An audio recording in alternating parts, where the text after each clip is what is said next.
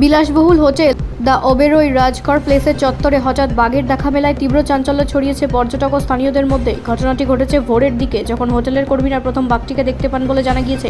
প্রত্যক্ষদর্শীদের দাবি, প্যালেসের বাগান সংলগ্ন এলাকায় বাঘটিকে ঘুরে বেড়াতে দেখা যায়। কিছুক্ষণের মধ্যেই খবর পৌঁছায় বন দপ্তরের কাছে। দ্রুত ঘটনাস্থলে পৌঁছায় বনকর্মী ও নিরাপত্তা বাহিনী। পরিস্থিতি নিয়ন্ত্রণে আনতে হোটেলের চত্বরে সতর্কতা জারি করা হয় এবং অতিথিদের নিরাপদ স্থানে থাকতে অনুরোধ করা হয়। বন দপ্তরের প্রাথমিক অনুমান, নিকটবর্তী বনাঞ্চল থেকে খাদ্যের সন্ধানে বাঘটি লোকালয়ে ঢুকে পড়েছে। বিশেষজ্ঞদের মতে, গরমের সময় জল ও খাবারের অভাবে বন্যপ্রাণীরা প্রায় বসতি এলাকায় চলে আসে। হোটেল কর্তৃপক্ষ জানিয়েছে, অতিথিদের নিরাপত্তা নিশ্চিত করতে সব রকম ব্যবস্থা নেওয়া হয়েছে। সিসিটিভি ফুটেজ খতিয়ে দেখা হচ্ছে এবং বন দপ্তরের সঙ্গে সমন্বয় রেখে পরিস্থিতি মোকাবিলা করা হচ্ছে।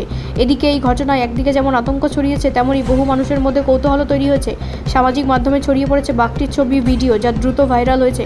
বন দপ্তরের পক্ষ থেকে জানানো হয়েছে, বাঘটিকে নিরাপদ বনাঞ্চলে ফেরানোর চেষ্টা চলছে। পাশাপাশি স্থানীয় বাসিন্দাদের সতর্ক থাকার নির্দেশ দেওয়া হয়েছে। বিশেষজ্ঞরা বলেছেন, মানুষের সঙ্গে বন্যপ্রাণীর সংঘাত এড়াতে দীর্ঘমেয়াদী পরিকল্পনা গ্রহণ করা জরুরি।